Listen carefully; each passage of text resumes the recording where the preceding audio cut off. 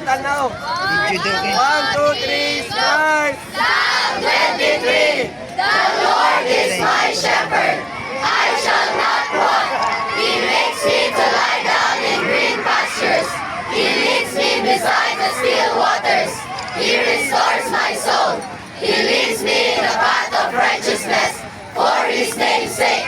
Though I walk through the valley of the shadow of death, I will fear no evil, for you are with me. Your rod and your staff, they comfort me. You prepare a table before me in the presence of my enemies. You anoint my